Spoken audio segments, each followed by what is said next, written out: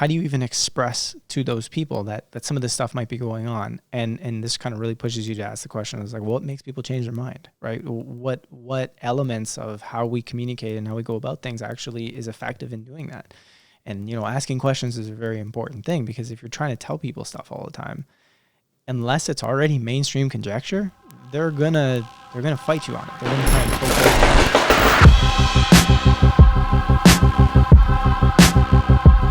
Welcome to the Superhero Academy podcast. I'm your host, Archangel. Ladies and gentlemen, earlier in the season of this podcast, we talked about, what we can't talk about sometimes, right? There's all kinds of topics. If I were to say some V words or some C words or some, topics that we shouldn't be talking about, quote unquote, I had to bring in the number one guest to do that. And it really feels full circle, because Joe Martino is joining me here today. And he's obviously flown all the way from, actually he didn't fly from anywhere. He just drove. Yeah, he rolled. He rolled over the 401, came out to visit. We're here to talk about all kinds of things, podcasting equipment, a bunch of different things. Now, if you don't know who Joe Martino is, you probably have heard of, or you've seen of his work in many cases. Many of the people who are followers here have definitely seen a lot of what you've done. But I'm going to start with Collective Evolution. Founder of Collective Evolution, a bunch of different things there. Made a ton of content online throughout the years. Has deeply inspired me.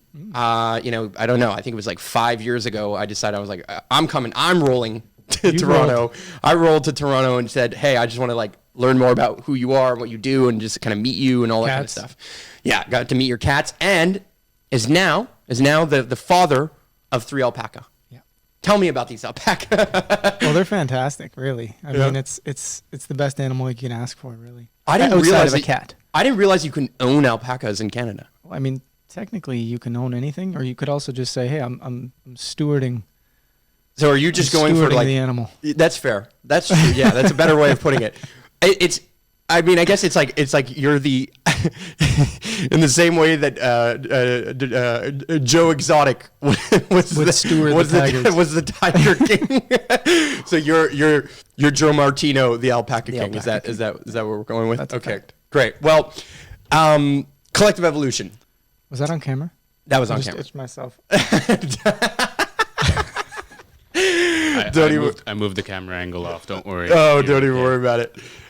So, Joe, you've been involved in building Collective Evolution for a very long time. Yep. I know what Collective Evolution is. For those who don't know, just give us a rundown of what it is, why you started it, kind of what you've been doing over the years. And then let's talk a little bit about the state of media today. Let's talk a little bit of where we've gotten to, because you and I have seen kind of the decline of the algorithms, the decline of social media as a whole, the decline of essentially, we're living in almost a post-truth world. Some would accuse us, people who write content that might be controversial, even by bringing up content. Mm-hmm. Collective Evolution has gone into a lot of hot water and topics. So give us some background. What's Collective Evolution? Why did you start it? So lay it out. Okay, so essentially, it's so weird to hear myself in the headphones. I don't do this when I do it at home, so it's kind of like, whoa. Essentially, Collective Evolution was kind of initially started off as okay, this is going to be a blog where I'm going to share thoughts and ideas about what I was going through at the time, which was, kind of putting onto paper a lot of the changes that I was going through within myself, mostly personal transformation related, looking at some of the things that were going on in the world a little bit and offering a little bit of insight on it, or offering what my thoughts and feelings were on that kind of stuff. Yeah. But a lot of it was just a blog of personal transformation, I'm feeling this, or I'm going through that, or I'm thinking about that, right? And a lot of it stemmed around really re-looking at where my belief systems came from, where my thought patterns came from, what my view of the world was, and really just questioning a lot of it. Mm-hmm. And then over the course of time, it kind of turned into, bringing in more people to write and share ideas. And we started to cover, a little bit more about current events, but not too much yet. And made a couple documentaries. And then over the course of time, it grew into what it is today, which is really, it's taking a lot of these ideas about what we call consciousness or spirituality or personal transformation. And it's saying, if we were to shift as people, what worldview that we currently hold, what would change about that? And then how would that create society? right? So when we look at society, it's to say, what is the dominant worldviews that are creating the society that we see today? And if we find that there's challenges or issues within it, then perhaps the solution is to look back to our worldviews and say, what about us is actually continuing to participate in this, right? Mm-hmm. So that's kind of the big picture of what we do. And within that, it means we cover current events, right? We cover personal transformation. We cover, various ideas that challenge us to think differently about things. Mm-hmm. But that also means we have the difficult conversations or the controversial conversations that, for years nobody wanted to talk about. Like, before the vaccine conversation is huge now, right? Prior to it being huge, we were like one of like a few blogs that actually spoke about it. It's 100% true. Yeah. And it was the poo in the punch bowl amongst, about sharing networks and how we share content back and forth. Everybody would be like, yeah, we can do share for sure, but not about vaccines. Yeah. We can't do that one. We also can't do UFOs because it's too fringe. Yeah. Right. But it's like both of those subjects are now like amongst the biggest subjects that are talked about right now. Right. Huge. And so I think it's important to talk about these things because we lay cultural foundations that get us to ask deep questions. And that's kind of like the basis of what we're doing. Mm-hmm. Now, I think the reason why collective evolution has been in the crosshairs of censorship, has been in the crosshairs of shadow banning, has been in the crosshairs of full-on banning, which happened recently, and I mentioned this in a recent podcast. And then also unbanning. So it's like this constant game of like musical chairs where they're basically like, oh, we're banning you here, and we're blocking your bank account, we're shutting down your Google AdSense account, like this kind of whack-a-mole system where they're just going after you and kind of chipping away at you enough that it hurts, but never necessarily banning you. The reason I think collective evolution has kind of gotten to a big enough state where at its peak, it was reaching millions and millions of people every day on the website. Mm-hmm. Every day, I didn't bring up the Facebook page or necessarily, but, even on things like Instagram. Yeah. And then, Facebook page was kind of like the pièce de résistance. It was definitely the place where people were paying attention to at the time. And now over time, whether that be algorithms, which we all know and we've all suffered from, but also censorship, but also fact checking and all the Snopes of the world that are coming after every single piece of content that you're publishing, you've seen kind of it get harder and harder and harder to essentially have the conversation, regardless even of having a stance in the conversation. Yeah. Just the conversation itself is harder to have.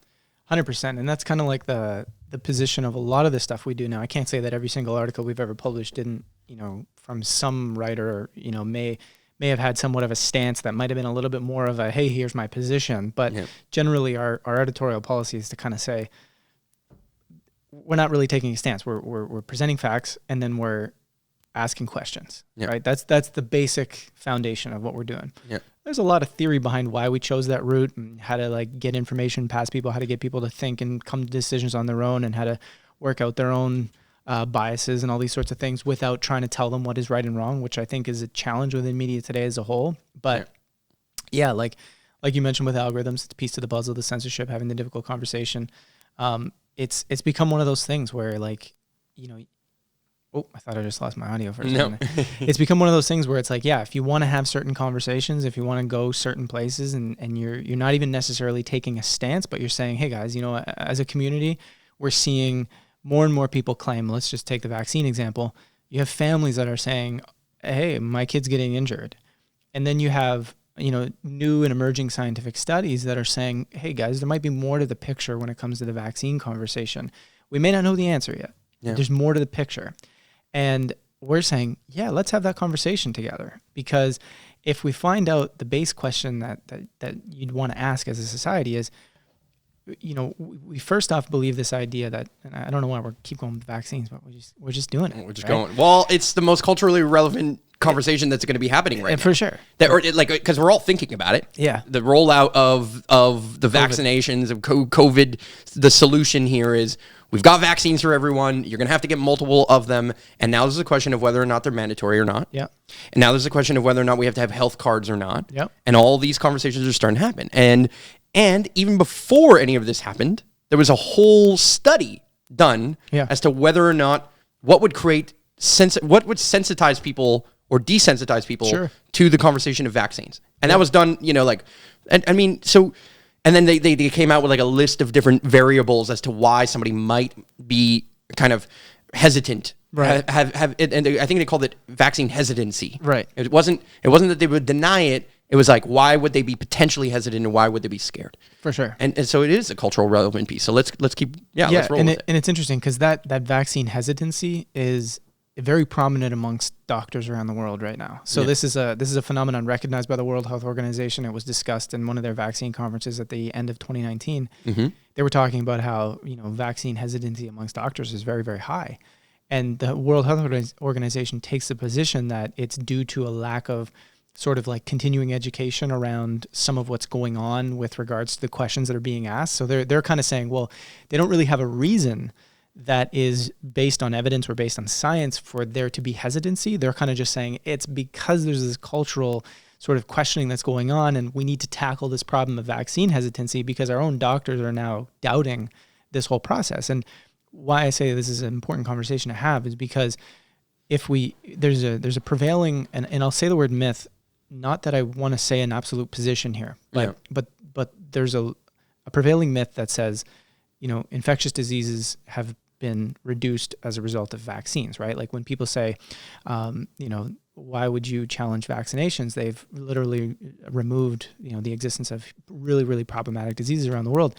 If you look at the CDC's own work, their own studies that they've been publishing with regards to looking at infectious diseases around the world, vaccination, and potentially other factors that have reduced the rate of infectious diseases pretty much across the board. Mm-hmm. Their own research states that vaccines only played a tiny, tiny role in that, and that, sanitation, nutrition, and other forms of, societal infrastructure were actually the primary cause. Mm-hmm. So this myth that kind of prevails throughout society that says it's vaccines that have done everything is just that. It's kind of like a myth. And so if we were to ask the question, okay, so if we're utilizing vaccination as immune therapy to help, essentially create a mild, inflammatory response so that your body can get stronger at fighting off something, is it possible that we're making a mistake with this? There's a misstep going on, and we're actually creating poor long-term health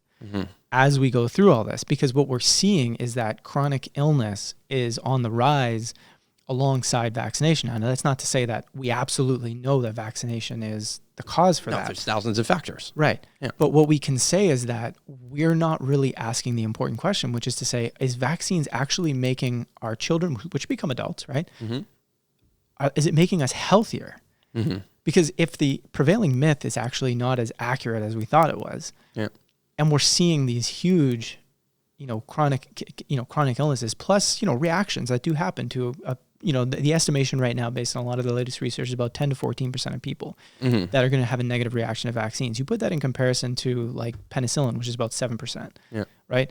People with penicillin, they wear a bracelet that says like, don't give me penicillin. Yeah, and that could be really bad for me. Right. Now you might have a little bit more or up to double the people that are going to have a negative reaction, and we're pretending that doesn't exist.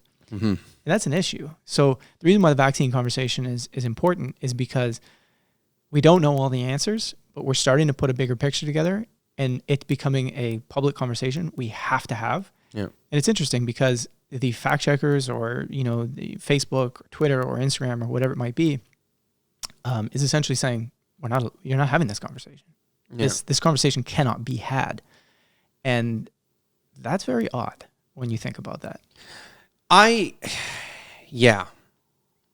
is odd because I'm seeing without a shadow of a doubt their role playing out in what is a cultural narrative and what is an acceptable cultural narrative, and their muting of that full stop. And the example that I gave in a prior podcast was leading up to elections, you get banned on Facebook. Right. So what that means is your personal Facebook page gets banned, meaning you can no longer access Facebook as an individual and as Collective Evolution, because now all the admins of Collective Evolution are banned. And so basically it's like an empty ship. Right, yes. It's still there. We didn't ban you. Right. We didn't ban Collective Evolution. But it's a perfect shadow ban. Nobody can post. Right. And then all of a sudden, the election rolls through. Joe Biden is declared a winner, And the second that happens, boom, you're back. No explanation, no email, no nothing, correct? That's correct. Yeah, I actually got a message from a friend who said, "Hey, just for kicks, I went and like looked up your account today, and did you know that your account's back?" And I'm like, "No way." So like, I went and I looked, and I was like, "Wow." And then I went and I looked at Arjun's because he was the other admin that got deleted, and I'm like, "His is back." I'm like, wow. I've spoken to a ton of people over the course of the last many years, and a lot of deletions, a lot of appeals, a lot of connections in that Facebook that people have never seen them come back. Never. I've never seen them come back. We refer to this one period of time, I think it was 2016, late 2016, where I call it the purge. There was just a purge of a bunch of Facebook pages, some of which are what I would call alternative news, some of which were conspiratorial for sure, some of which were definitely in different categories. They were clickbait. A lot of them were clickbait. Yeah, let's put it that way. There was a lot of like, let's try and engineer headlines that essentially get clicks, whether or not they're true or not, it doesn't matter. Yeah. And it's like, you can bring up conversations like, hey, were there giants in North America before the Europeans came? Yeah. And I don't know. Like, I don't know if that's true or not. I have no idea. Obviously, our history books say that's not the case. But people ask questions, and then they're like, oh, we found this evidence that there might have been giantism in North America.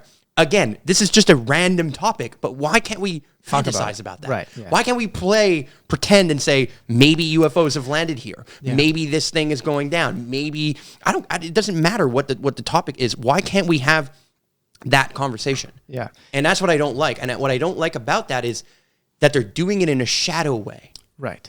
Because nobody knew that you got banned. And you couldn't, even when you get banned, you can't say it. No.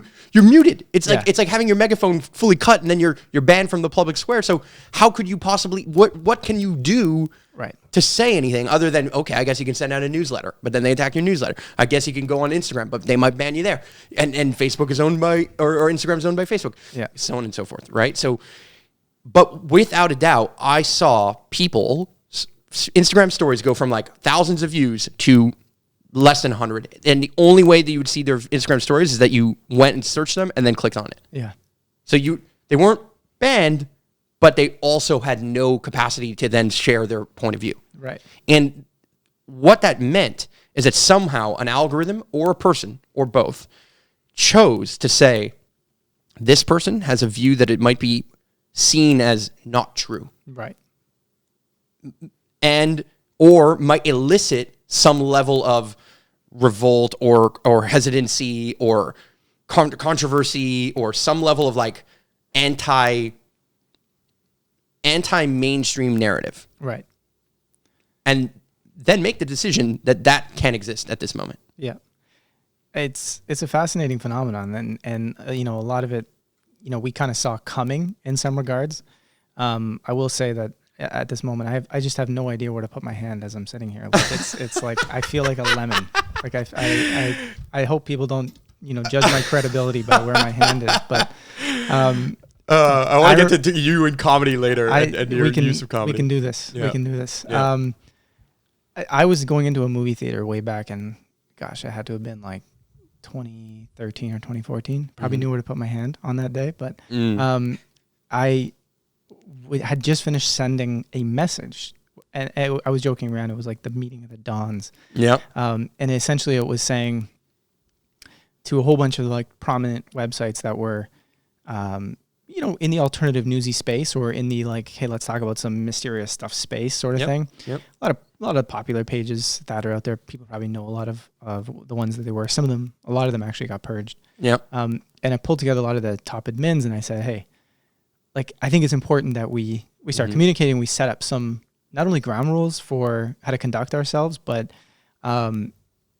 being more careful, because if we're not more careful about what's happening, then like there's eventually going to be repercussions, because there was a lot of, like you were saying, like, hey, here's a headline, here's an article, and like it was a Wild West. So it was like, let's say somebody on our site, let's say, and this happened all over the place. So it happened everywhere. Right. Nobody's like super like. Nobody's immune. Even collective evolution is not immune. Yeah. It's like you would see an article and then you would say, okay, this is going viral. Like, let's write about this, right? So what we would do as a company is we'd go, okay, is this true?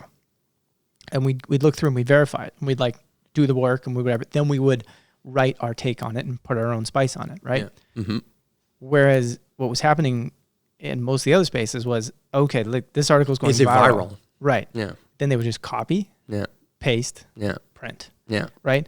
And there was no vetting in the process. Right. Yeah. Mm-hmm. And slowly but surely it was like, you're watching as like, fake news is being spread. Like it's happening. Yeah. Right.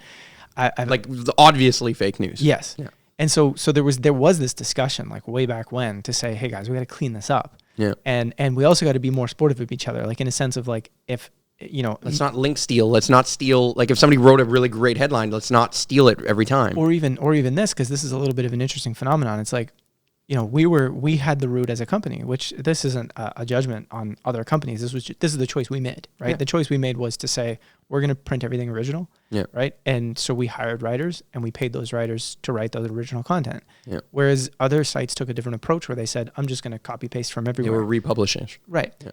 And so what would happen is like, I'm spending money to produce content that then someone's just taking right away. And then they're coming to like our share for share deals and they're like trying to share them before we can get ours out. Yeah. So it's like, I'm spending money for them to make money. And so it was kind of like this, like, okay, the most important thing is the message getting out, especially if it's true. Right. Sure.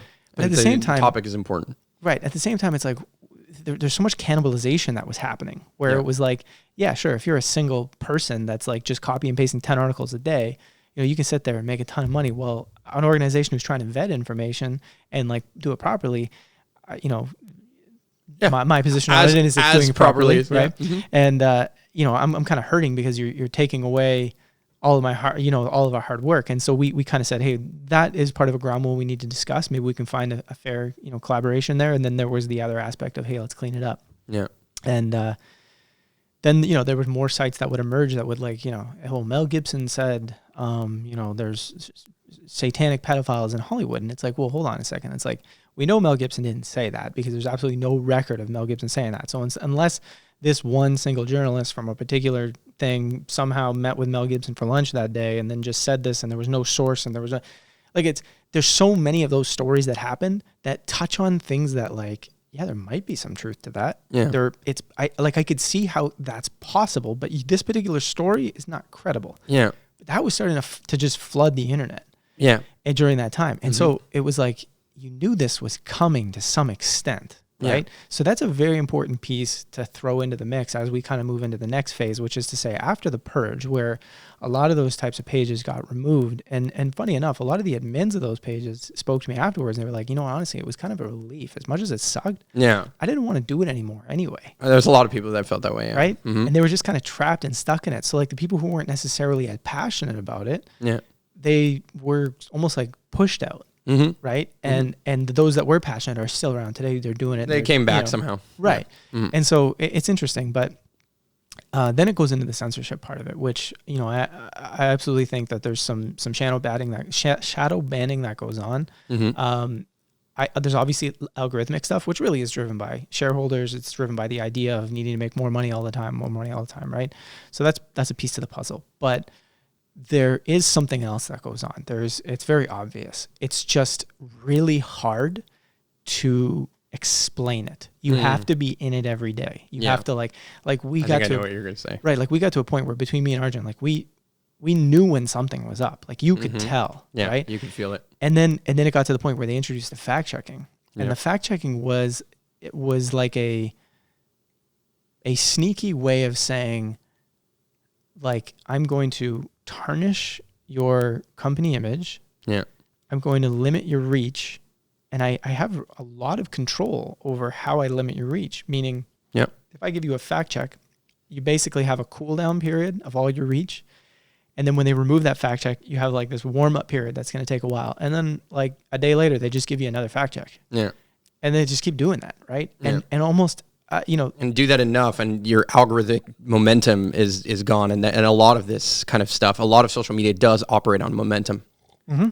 It's kind of like a sport. Like it's like, there's like a flow. It's like water. You can't, it's not just like on off. It's not a switch. It actually kind of like takes time to kind of build pressure and move through the system. And the crazy part is like, you can't defend yourself. Yeah. Right. So like they have this sort of all seeing, all controlling power of saying, there's an invisible hand. Like this is false. And I'm going to tell your whole audience is false. Even if me as the fact checker is wrong. And every time a fact checker has been wrong, which I mean, we've worked with like Politico on multiple occasions where they just email us back as soon as we challenge it and they say, oops, this should never have been marked as false. Yeah. And I'm like, well, thanks. Like we just spent 24 hours of you parading around this big gray box that said our company is not credible. Yeah. Right? Like, where's your retraction? Where are you going to like send every single person who saw that saying, oops, I'm sorry. Yeah. And this is kind of like, these are the little things that people aren't necessarily able to always appreciate that is going on. Like perhaps the average person out there who maybe supports the idea of fact checking, right? Which I can see where that position comes from because they're like, well, look at all the fake news that I just finished talking about 5 minutes ago. Absolutely. Right? That's the whole point. And then so now those people are going, oh, well, yeah, well, we need it. And it's like, I kind of agree with you, but I would never censor somebody and I would never delete their shit. I would encourage people to learn how to discern better, how to read information, like empower the end user, the reader. Don't just go punish companies like in a broad stroke and then not have any way of like saying, oops, yeah, we actually completely screwed up on this one. Yeah. And I think Candace Owens recently had a situation where she was fact checked for something that was, like in most of the cases, like probably 95% of the cases that we get fact checked for, it's all the fact checker's mistake. Like they're wrong, like flat out, they're just wrong. Yeah. And so they did it to her. And I mean, in her situation, she's got a Daily Wire supporting her. So they, they're lawyers too, right? Yep. So they just went after Facebook and they're just big enough that they can do something about it. Right. Yeah. Mm-hmm. And so sure enough, they overturned and they apologized and it was, it got coverage because she's Candace Owens and because Daily Wire's big and they can do that and they can make a noise about it. Right. Yeah. And she said, a great quote. She was essentially saying something to the effect of, I'm only able to like survive this because I actually have the means to fight and get something about it. Like she's like, think of all the people that have no means to go after these fact checkers. And I'm like, yeah, I feel you because like, you'll have people that go, oh, this story that you put out was false. I already shared it with my friends. And I'm like, it's not false though. But like, yeah, but the fact check says it's false. It's like, yeah, but did you even read the fact check? Yeah. Right? Because the classic argument because nobody does that. Because the way it's pinged is that I'm not even going to click the article anymore because now it's saying it's false. Right. And now what I'm creating is association brand, like you said, degradation of brand association between collective evolution and false. Right. And then so now all of a sudden, collective evolution is no longer just a website that has its own its own pieces. I'll bring it right back here. If you haven't checked out Collective Evolution, you definitely should. Oh yeah, colors. But yeah, it's beautiful colors by the way, beautiful branding. Lovely. Colors. Oh, what happened to that image? I don't know. Where is that? Private video. Oh, that's why. Somebody should remove that. Somebody private videoed it. Oh, God damn it. I can tell you what that is. I can tell you what that is. Yeah, what is it? Because I rolled in the vehicle over here. Oh. I had to do the Monday QA. Instead of doing it like Monday morning. You did I it had now. to do it like Saturday afternoon. Yeah. And so that's a private video that shows up. Yep. I love the entrepreneurship in you that I had to do it. Is right I had there. to wheel down to the office, get it ready. Got to be committed to the content. Yeah, which means that you've got very good algorithms in place to get the content up and out on the homepage on your website. But no, but where I was going with that in terms of brand association when degradation of brand is two things happen. Not only does this impact you as a brand, but it actually impacts real conversations in general. Yes. Because let's say there's a real story, it's conspiracy developing, and I'm not going to go into any specific conspiracy, it doesn't matter. A conspiracy is developing. But now a bunch of people start talking about things that are fake news. Mm-hmm. And then other people are talking about things saying that aren't fake news. Yeah. And now the signal is completely muddied. Yeah. And that becomes a strategy that they can actually use to muddy the water on anything that then says, well, wait a second, is this the right direction?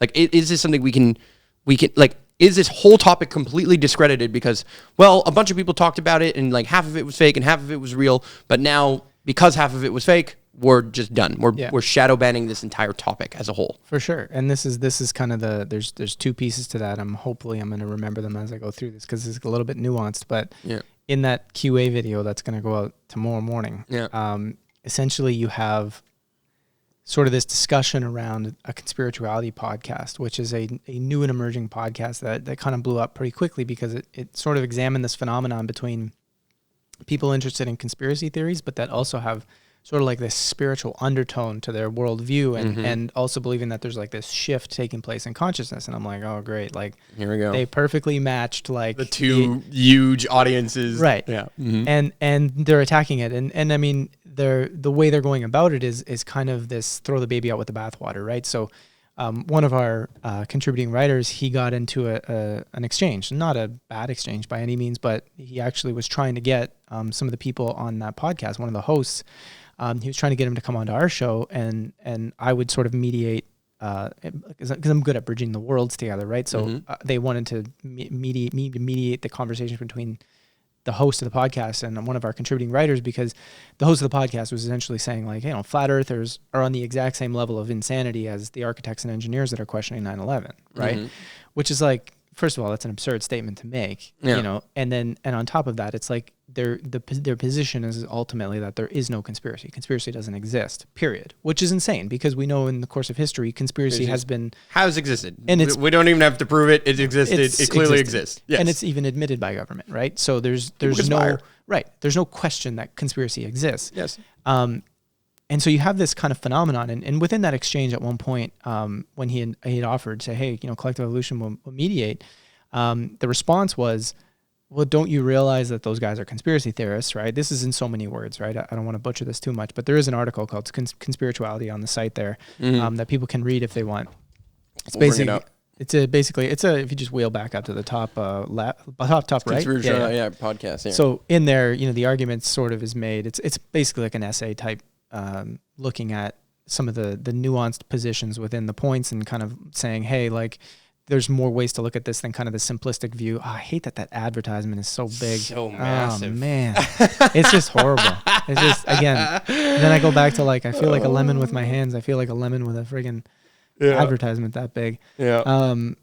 But yeah, so the idea here is it's like, you know, he was saying, when going back to it, it's like, you know, within the conversation, they're saying like, you know, just because you think collective evolution is conspiracy theory doesn't mean that it is. And it was, the guy almost had this position of like, you know, look at the fake news strikes that they get. Look at the fact that they lost their Facebook access.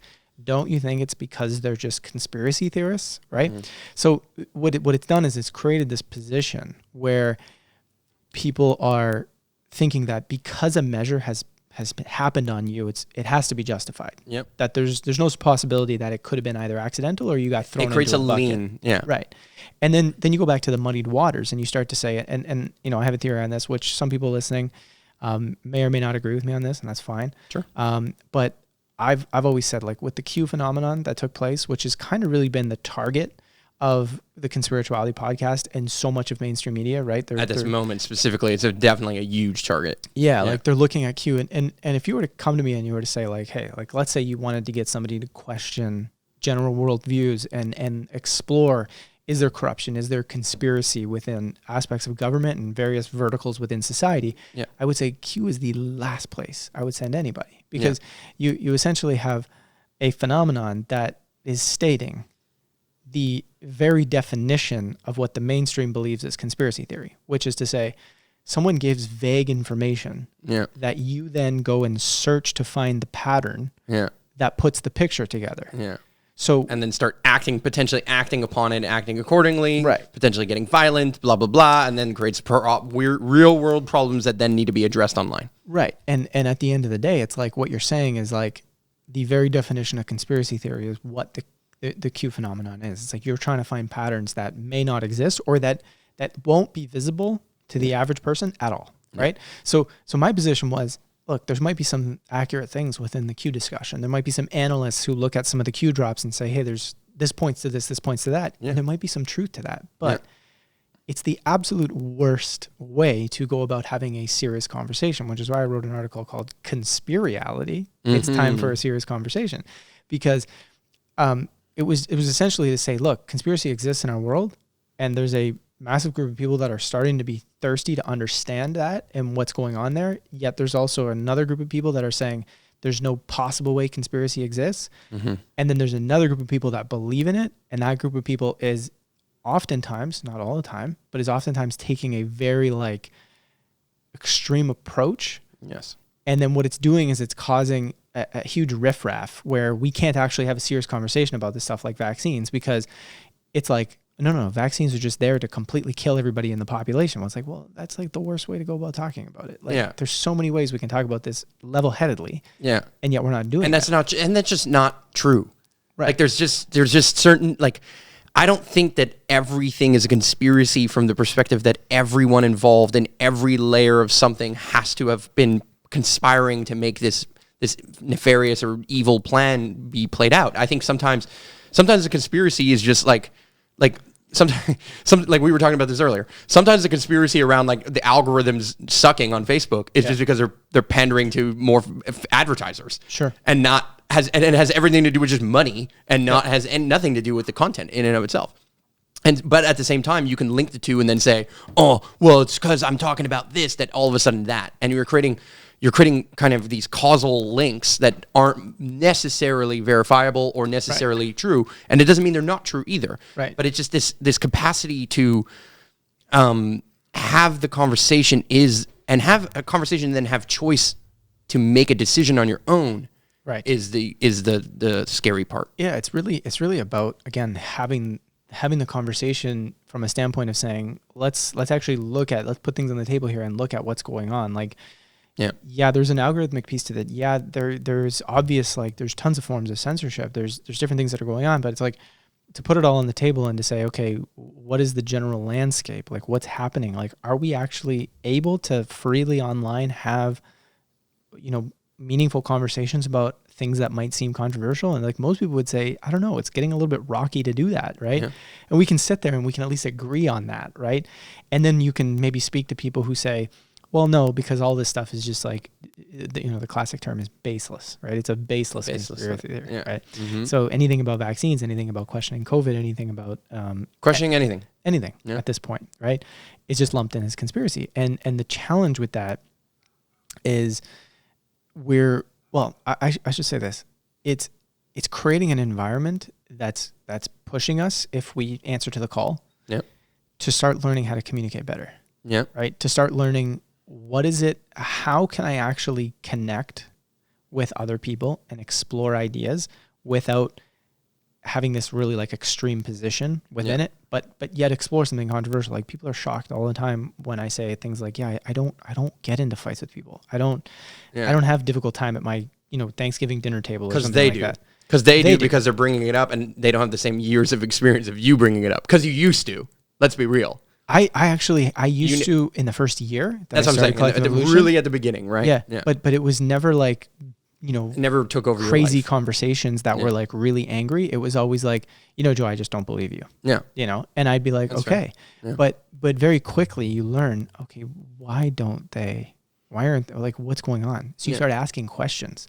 What do you think about that? Well, what do you think about this? But so tell me, what's your perspective on this? And you're not trying to like win a debate, right? You're trying to have a conversation that says like, what is your real world view on this particular issue? Or what is it about your belief system that makes you think this way about this particular issue? And when you lead people down that, which is a course that we're sort of bringing back, is how to actually communicate about these ideas effectively.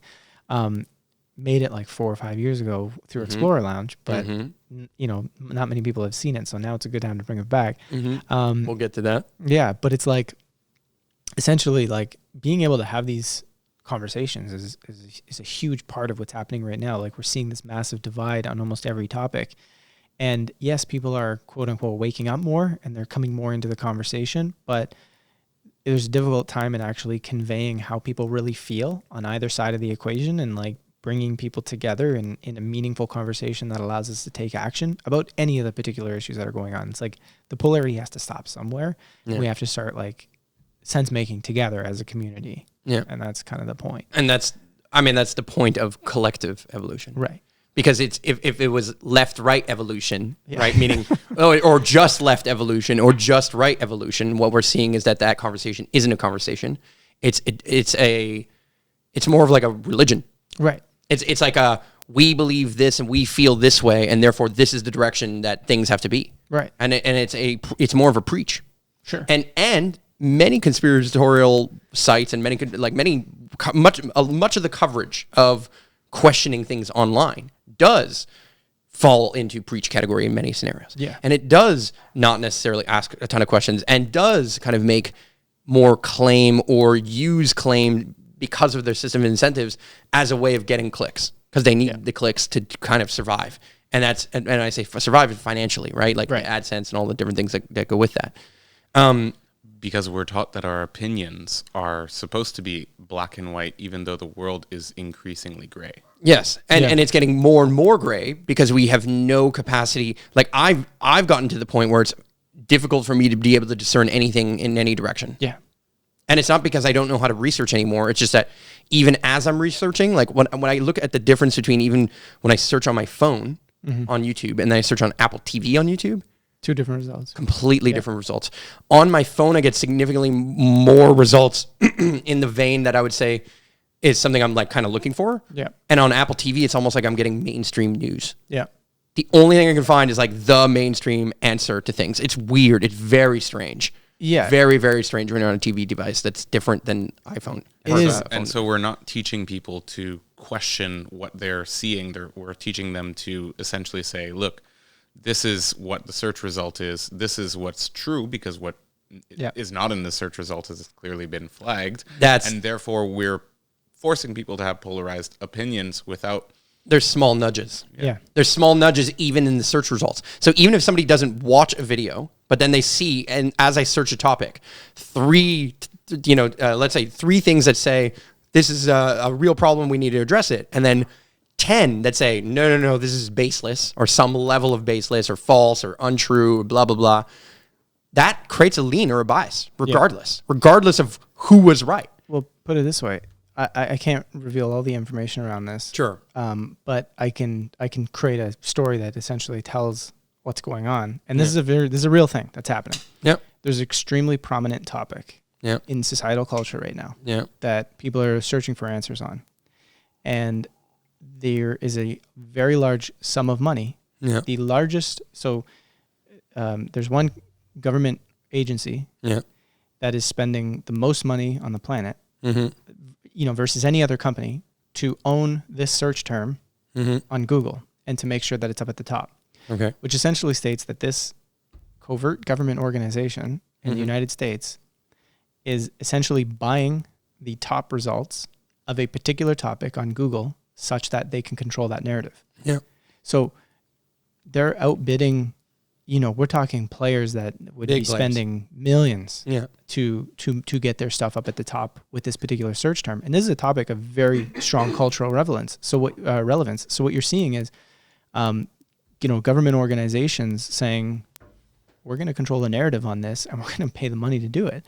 Yeah. And that's really interesting because, when people go to Google, as much as people are, becoming more, inclined to understand some of these things that are going on and to maybe use DuckDuckGo or another search engine or incognito windows or something like that. We just don't have the time to fact check everything. We just don't. That's right. And not only that, but still the vast majority of the world is not even in tune with the idea that Google might be, involved in these types of things. Yeah. Right. Mm-hmm. And so, again, it becomes like the challenge is, okay, how do you even express to those people that some of this stuff might be going on? And this kind of really pushes you to ask the question, is like, what makes people change their mind, right? What elements of how we communicate and how we go about things actually is effective in doing that? And, asking questions is a very important thing, because if you're trying to tell people stuff all the time, unless it's already mainstream conjecture, they're gonna fight you on it. They're gonna try and poke holes in everything, right? So it's really important that people that are in this space, that are in this community, that are trying to potentially help, essentially people just expand their minds. I mean, that's really what we're doing. Like what collective evolution is, like I said at the beginning, is it's like what you do in your personal transformation practice of gaining more self-awareness, gaining a better connection to yourself, creating a better connection of what you might call spirit or whatever you want to call it. How do you now take those tools, those faculties that you've built within yourself, your greater sense of intuition, how do you now take that and like apply it to real life? Like, it's like saying like, yeah, you might be able to go and stretch real well and meditate real well on a yoga mat, but if you hop off that yoga mat and go into life and you're swearing at everybody and like getting pissed off, well, it's like, have you applied some of those aspects of peace or aspects of clarity that you might have got in that meditation? Are you applying it to real life? And I think this is kind of the evolution that we've been trying to push for 11 and a half years in kind of the consciousness spiritual space is to kind of suggest this idea that those conversations, they don't stop at, chakras and meditation and this sort of stuff. They say, okay, what does this aspect of yourself that you're discovering, that you're exploring, how does that now go and create a reality? And how does that better a society, if you want to look at it that way? How does that shift your worldview that says, okay, now how do we approach the various challenges that we have going on our planet, right? Yep. It's not like to say, okay, well, there's meditation and yoga, and then, well, you're not allowed to talk about politics though, because like that's like negative, or that's a distraction. Like just focus on like achieving enlightenment, good, quote unquote, right? But it's like, oh, you're achieving enlightenment, but like you're here to have a physical experience. You're here to have a physical experience amongst community. Yeah, like that's what this experience is, right? Yep. It's what you can feel that within yourself, but you can also see that like in everyday life. Yeah. So being able to develop those faculties and apply it to real life is everything. Yeah, I want to ask you about you.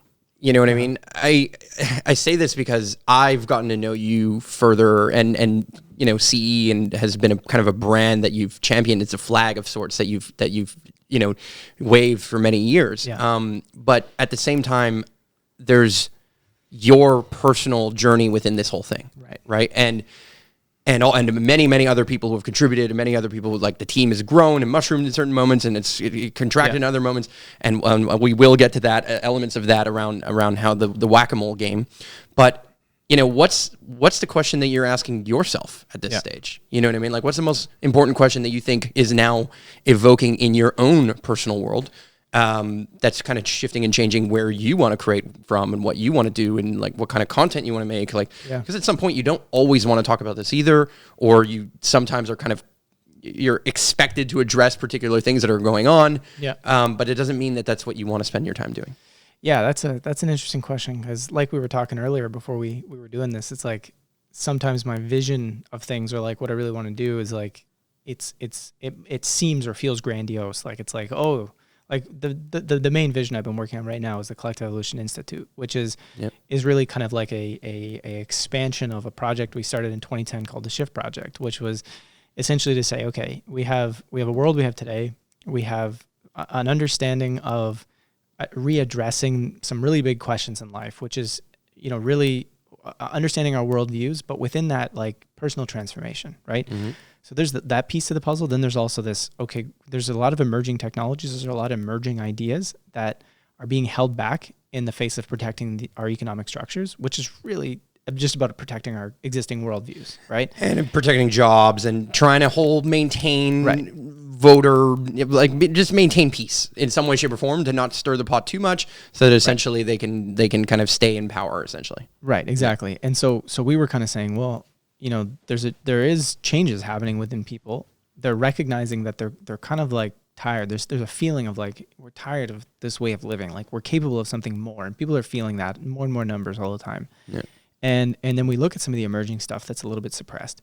And you take that and you say, well, what if we envisioned a new world? What would that look like? And the Shift Project was going to essentially address those topics mentioned and help create a bridge from the existing world we have today to what that world might look like, which is to say, look, we're not going to snap our fingers and just like shut down the economy and it's over. Like we're going to have to figure out how we re-examine things and then make a transition that actually like makes sense. And I'm not talking about no great reset here, right? We're talking about a reset per se, but not in the hands of billionaires and not in the hands of them controlling potentially media and grassroots reset. Right. Like this is like really about addressing some deeper questions, right? From a completely different worldview.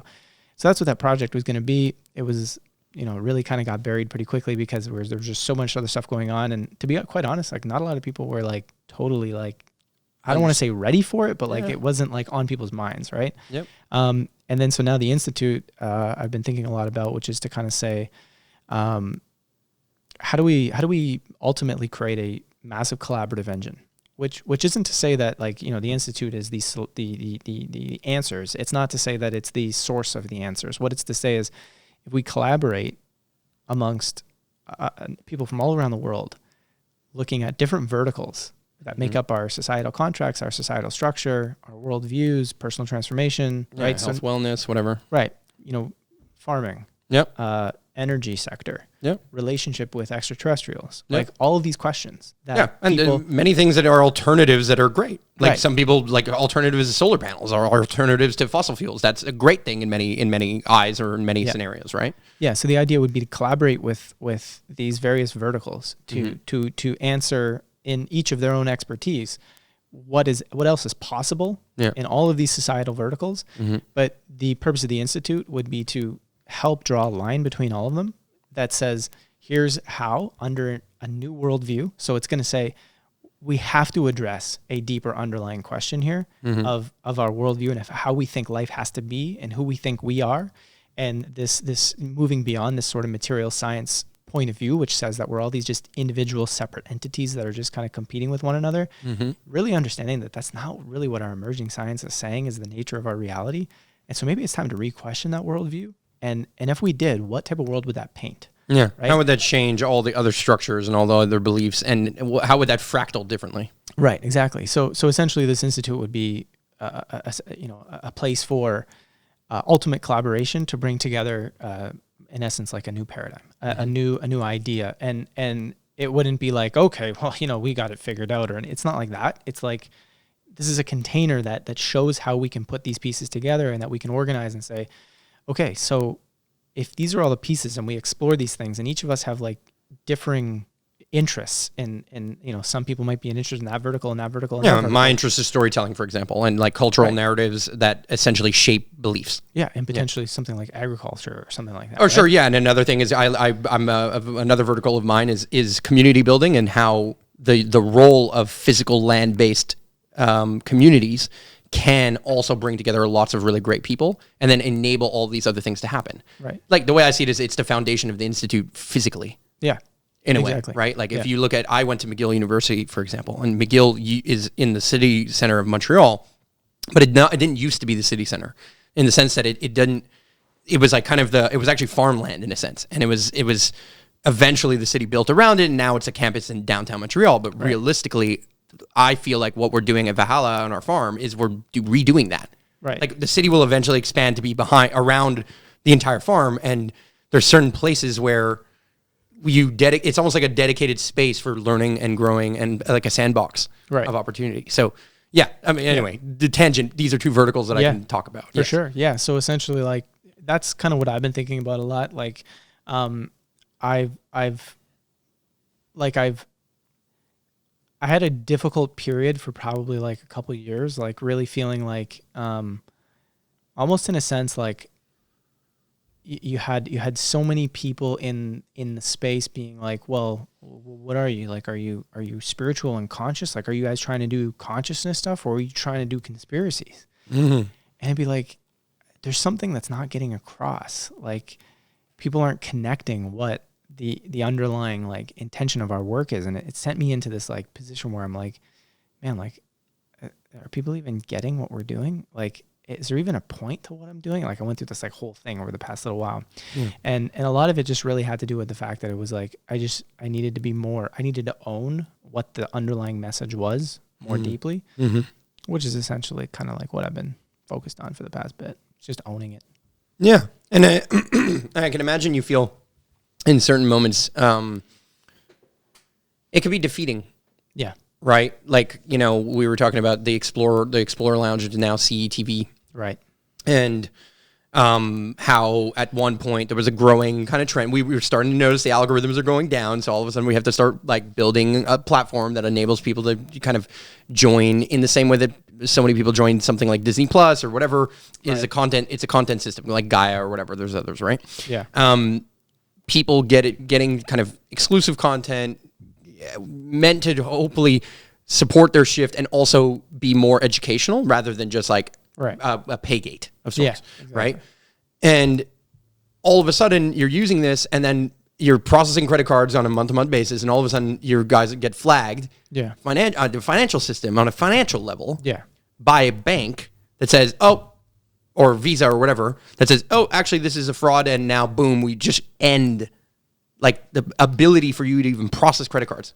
Yeah. All of a sudden you call the bank, you figure it out, blah, blah, blah, and you reverse that. But that momentum killer, the fact that you're constantly kind of fighting this uphill battle on a personal level has to impact you. Yeah, like just for the sake of like accuracy, it was like that's pretty much exactly the story. The only thing is we were never actually able to contact the banks. Oh, really? And figure out what's going on because it was happening in U.S. banks, and what was happening is we would get messages from your patrons, from the patrons being like, bank texted me and called me, and they're like, you know, we're seeing like in our back end like failed payments out the yin yang. We're like, why is there so many failed payments? Like this doesn't make any sense. Like we were rolling along for like a year and a half, or you know, and all of a sudden it's like failed payments out the yin yang. Like what the heck's going on? Yeah. I go into Stripe and I start looking at our disputes, and I'm like, we don't have a lot of disputes. Like to run into problems with the credit cards, you know, companies, you have to have like over 1%, 1, 2, 3, 4%. Yeah, lots of right? yeah, lots of problematic transactions. Yeah, we're talking like a fraction of a percent, right, of disputes. So there's no issue taking place. So we're trying to figure out like what's happening, right? And there were some theories about like the fact that the you know, one of our bank accounts is located in Canada, and there could have been an issue there or whatever. But again, it rolled for a year and a half. Right. And it rolled for a year and a half. And all of a sudden the banks are saying to some of these clients, it's a fraud, which is like, where do they get this from? Right. Yeah. Like, where does this come from? So essentially what happened with that is, it makes your advertising strategy no longer profitable, which takes the wind out of the sails. And then at the end of the day, it ends up making you go, okay, is there, you know, something out there that's like targeting? I mean, perhaps. Yeah. But at the same time, it pulls you inward and says like, okay, like, am I on the wrong path? Am I on the wrong path? Am I doing the wrong thing here? Is something potentially like need an adjustment? Which there was an adjustment that kind of needed at the end of the day. It was like, we ended up, again, going back to owning the message more, right? Mm-hmm. Owning the message more was just kind of being really direct about it. So it was like, I would talk about, you know, current events sometimes, and I would throw in some sort of conscious undertones within it to try and, you know, really ease what our message is about. And essentially I was just like, I was doubting whether like, okay, can I really talk about current events and talk about how our current events are just a reflection of our worldview? Can I really do that? And this is going to be understood on a level like this is this really the direction of the content that I can do? And I was doubting it. And I'm doubting it because I'm seeing like other people who just kind of have this aggressive, you know, approach that may be on the very conspiratorial side, or you have, you know, sometimes people that are more on the consciousness or spirituality side that, from my perspective, were almost over promising. Mm-hmm. Like it was always like, you know, just do this. Oh, change this, apply this secret, and now you'll be rich and you'll be abundant and you'll move from a place of fear to love and blah, blah, blah. Exactly. And my observation over 11 and a half years, and a lot of people disagree with me, like a lot of people who are say coming into this work for, maybe they started reading books or something for the past couple of years, they're saying things. I'm like, you know, I kind of thought that like 11 years ago when I was first starting to read a lot of this stuff. But what I've really come to understand is this is way more practical than we realize. Like this is not about like, hey, it's, you know, all these 5D, like most of that stuff is completely irrelevant. Like dimensional consciousness, it is a thing, right? Like I could talk about that stuff all day long. Sure. A lot of that stuff comes through me, but I don't talk about it because but it's used as buzzwords that are like marketing tools to just sell things, because what it's basically saying is, I kind of think like you, come buy from me. Well, not only that, sometimes it's like this. It's like, where are we at really? Like, what are we doing here? What is the planet? What are we going through? Right. And so I don't know. Right. and it's like, what is our current moment? Yeah. Right. And I thought to myself, I just came up with this analogy yesterday or the day before. I don't remember. But it's like, you have like this woodworker, right? And they can make this table, right? Because, you know, you come into this you place. Gotta love woodworkers. Right. It's fantastic. Yeah. I just bought a whole bunch of tools this year. Are you kidding me? And I still want to buy more. Yeah. You know, but I got some more. It's one of those things. It's like camera gear, tools, trucks. And there's something about a man and getting gear or equipment. Well, we did a lot of real thing. Yeah, we did a lot of renovations, so it was very. It was justified. Yeah. You built a big fence for the alpacas, a bunch of other things. Yeah, built some sheds, cabanas, a bunch of other stuff on the property. I feel you. I get it. All. It's justified. I built a trough. I'll validate you. Yeah, no problem. That's all. I'll validate your purchases. That's it. So essentially, like, you know, the household needs a table, right? Yeah. The woodworker is very skilled. The woodworker can build a beautiful house, right? Mm-hmm. That's within their capability. Mm-hmm. Within their being is the ability to build this incredible detailed house. Mm-hmm. But the need right now is the table, because that's where people need to eat. That's where people need to gather. That's where people need to, you know, they need to use that every day. Mm-hmm. That's where they're at. Yeah. And so the woodworker comes in and builds a table. And you might have somebody that goes, you're holding back. You could build this incredible house. Why are you building a table? You're holding back. You're not expressing what you're truly capable of, or what's truly within you. Yeah. And the woodworker says, no, because this is what's needed right now. Yeah. This building a house, that may come 2 years, 3 years, 4 years down the road. And that's kind of the position I've taken over the last, I would say, maybe 7 or 8 years. Right? At the beginning, I was kind of more the house. Yeah. Right? It was like, we had to build the biggest thing to change the world, change the movement. It was more so about, we need to like share the deepest of truths, the deepest messages that don't relate to everyday to what people. we're doing, right? At all, right? And so I find there's a lot of people that are really sort of stuck in that space. And what I've noticed is that a lot of people are like, what's going to happen next? You know, what's the next channeling going to say? Right? Where is that going to lead us? Right? This is a huge phenomenon that's been happening for a long time, right? Mm-hmm. Hey, do you guys know what's supposed to happen next year? Right? Yeah. I have friends of mine that this is kind of the way they're perceived amongst their audience, where it's like they want to know, like, hey, what's the prediction coming up, right? Yeah.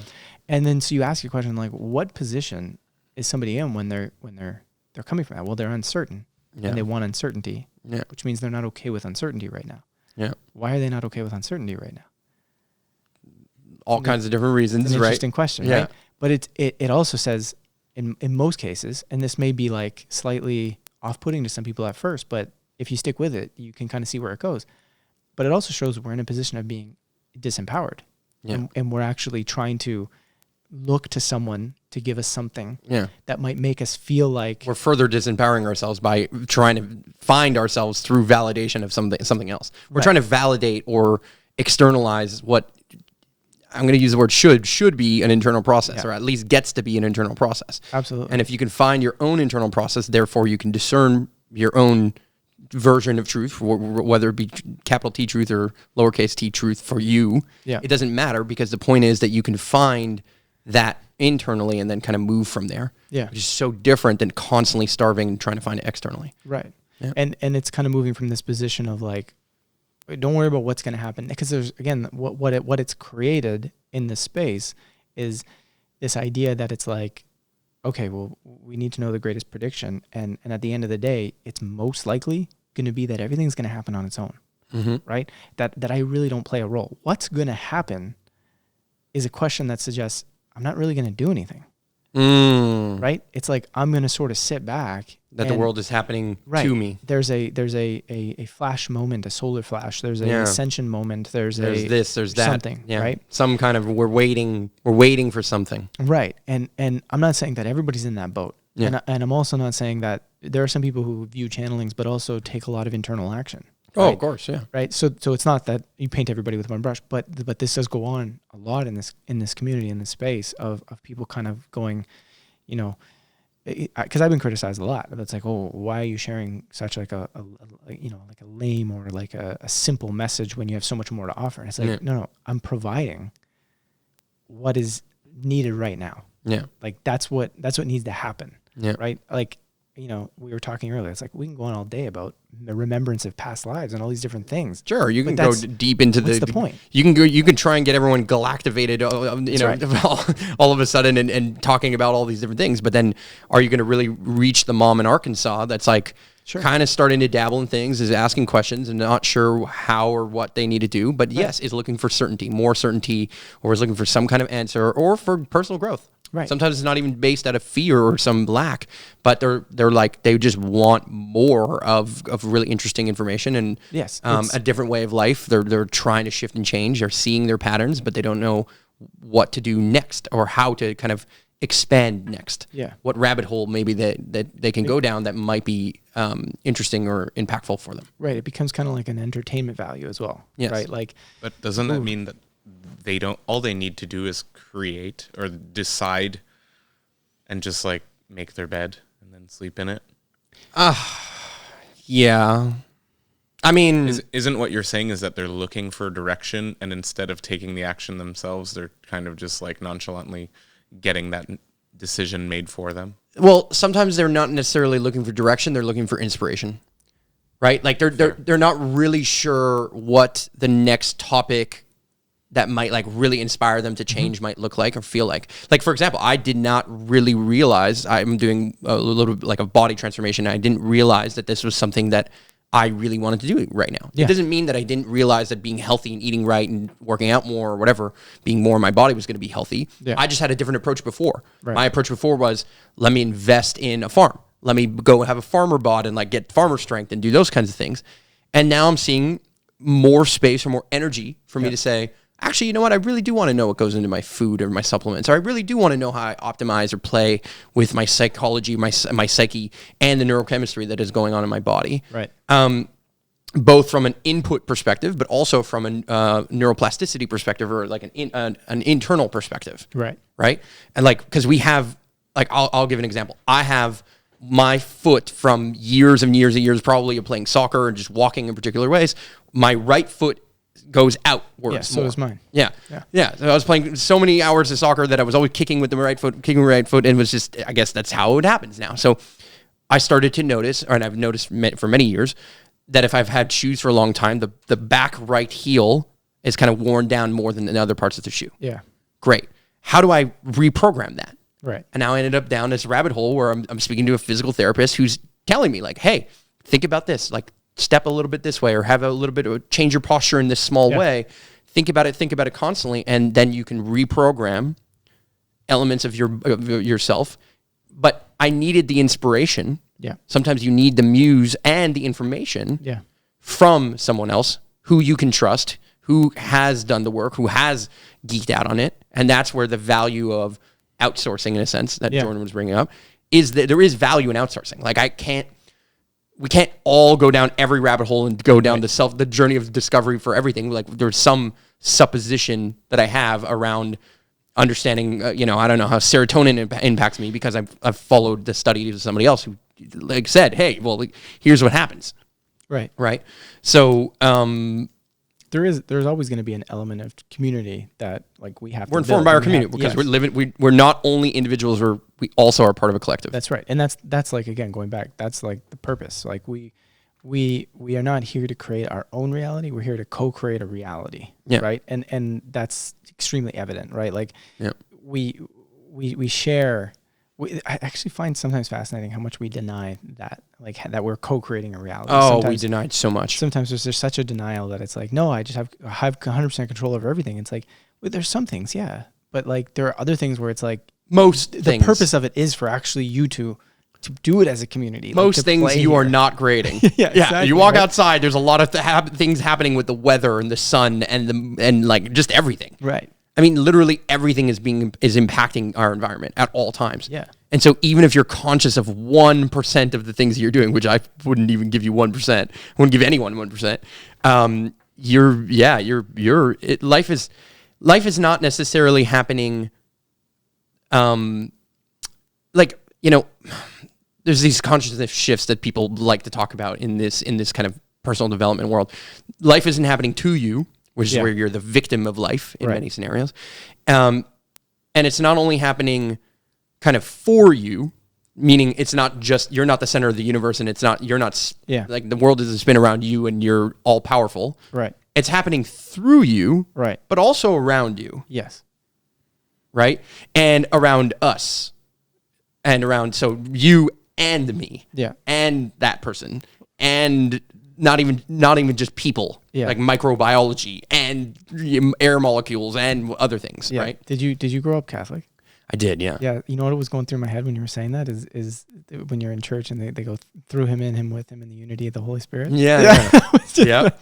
I was like, back to the Catholic roots, preaching. and I was like, oh my God, yeah. Oh gosh, yeah, it was funny. Catholic, growing up Catholic, and like my mom wasn't at all into it. Yeah. But my dad's family, like they were Italian, right? Yeah. And then like by like grade 6 or 7, I'm like, I don't know if this makes sense. And you start asking your teachers questions and they like they're like bigger questions. Like, They don't okay, yeah, but particularly have answers. But who created God? Yeah, but then what about this? But then like, what about that? And like, they always be like, I don't know. And that's when I started to like really realize, because at the time when you're a kid, you look to people older than you to kind of they're your gauge of truth, right? Yes. Yeah. And so when they can't answer something, I'm like, all right, there's something here that's not answering everything for me, you know? And that was like the beginnings of like searching. I got into paranormal at that point, and I was just like started to go crazy into like looking into all this different stuff that more aligned with like, yeah, this makes way more sense than this story from. It's funny because religion is one of the first places I started to kind of like build my own opinion, or it's not even build my own opinion. It's where I started to see fractures in my own mind as to whether or not everything that I was believing was true or not. Yeah. Right? Because in school, in general, for the most part, all the way until like even CJEP, I was generally believing everything that was going on in school. When I read the history book and I wrote the history exam, I was like, yeah, this is right. Right. You know what I mean? Like whatever they said in this book, that's how it happened. Yeah. You know what I mean? Like, and I never like fully considered the scope of like, well, wait a second, somebody wrote this book, and somebody edited this book, and somebody determined what was kind of true or not in this book, and somebody interpreted all of that. Yeah. And so there's these filters that we have to recognize are in every single story and cultural narrative, whether that be a history book or a fiction book, right? Whether that be 1984 and or the history of Canada, let's say. Yeah. There's a book about that. There's a couple books about that. It's a short one. Yeah.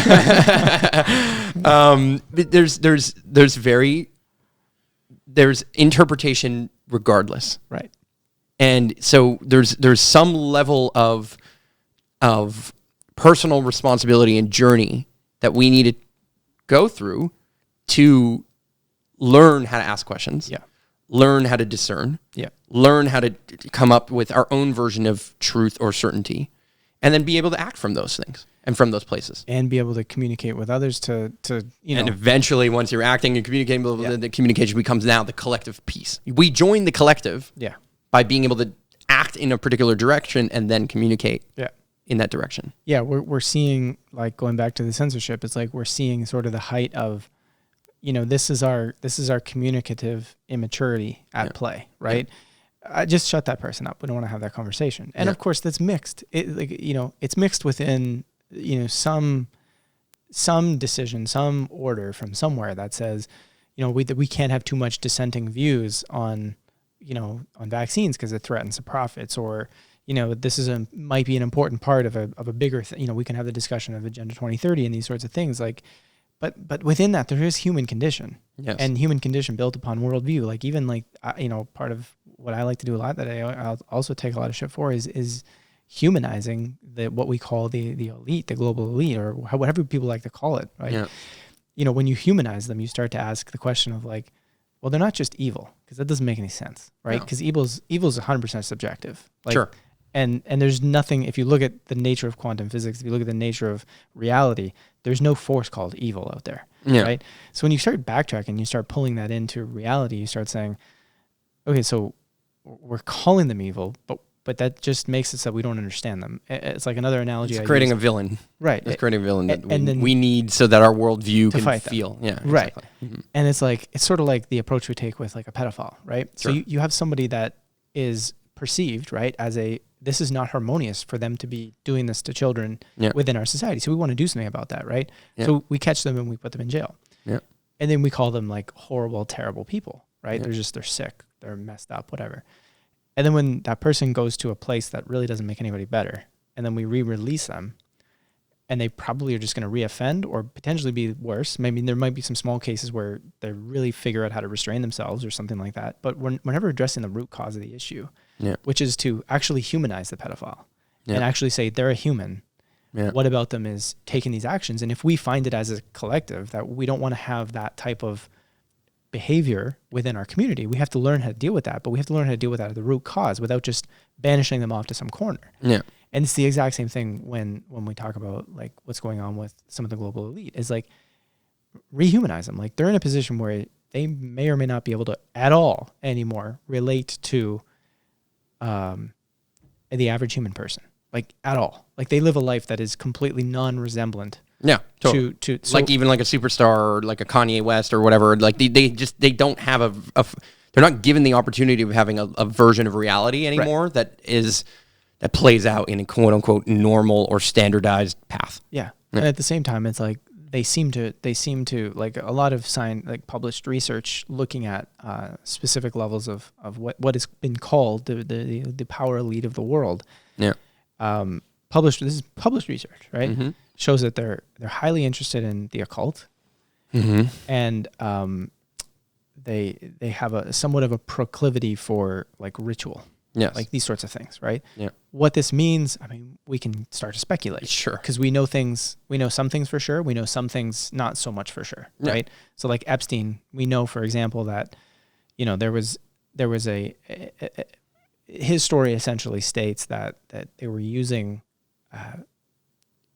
pedophilia or underage sex to essentially entrap politicians or powerful people into positions where they can then be controlled. And compromised, yeah. Right. Mm-hmm. So that's what that story says. Now, to take the leap from there to satanic ritual is to now have to go into witness testimony and have to ask, hey, was that happening? Is that happening? Is there enough of that? Is it possible that some people are perceiving it? Because like I've interviewed so far of all the people that I've interviewed or talked to, right, about this particular subject of specifically looking at like satanic ritual or child sacrifice amongst powerful individuals.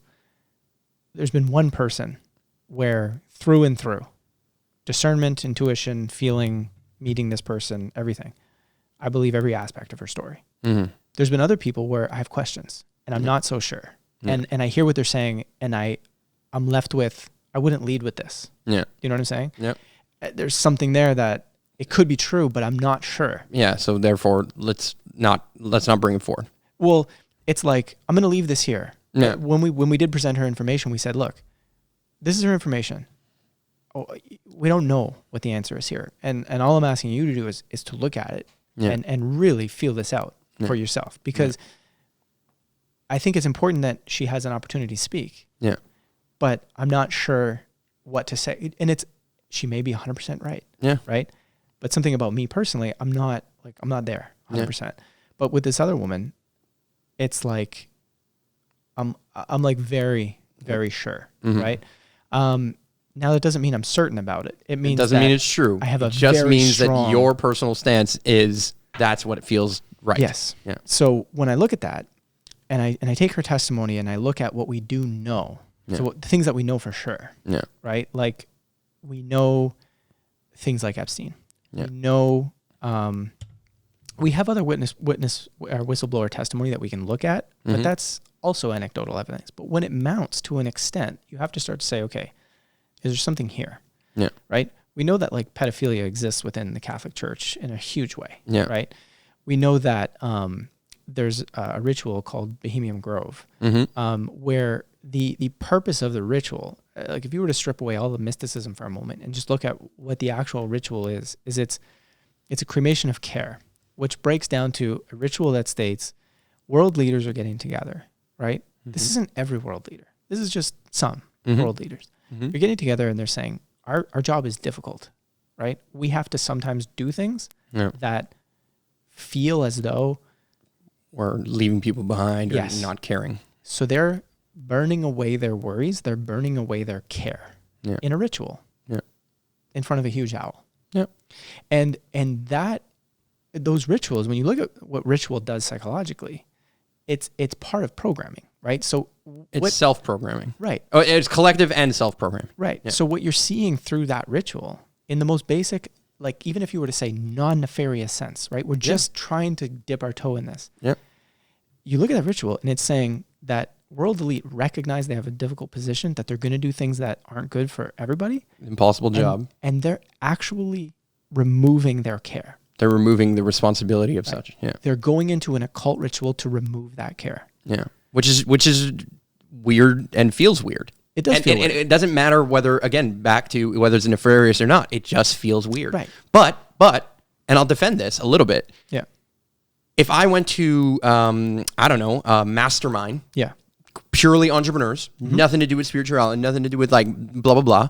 But then people would bring up limiting beliefs. Sure. Oh, you have a limiting belief that you can't do this thing, but now you can.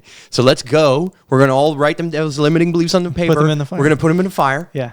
Limiting beliefs, just same thing. Yeah. In a different way. Yeah. Obviously, some of them involve robes and a giant owl, and we're like, okay, what does that look like? It is a little weird. Doesn't matter though. Yeah. Similar intent. Yeah. Right.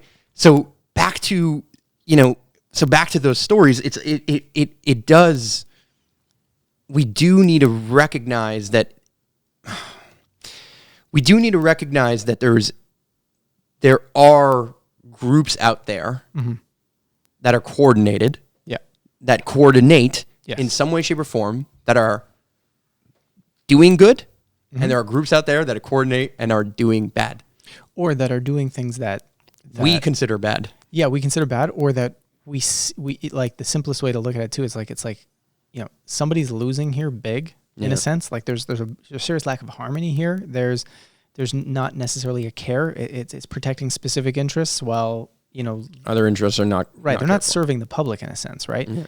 And it's really difficult to get into the good or bad conversation because again, that's so subjective. It's the definition of subjective. Exactly. Right? So essentially, when I look at a lot of this stuff, and I mount the evidence, and I start saying, okay, a lot of people will say, oh, Pizzagate, or oh, look at this symbol that this uses there. It's like, again, we're leading with bad evidence, right? Yeah. Pizzagate is interesting in that I do believe there's a couple of really, really, really weird emails in there. Yeah. But it's still not. It's not where I would start. No. It's not the strong stuff.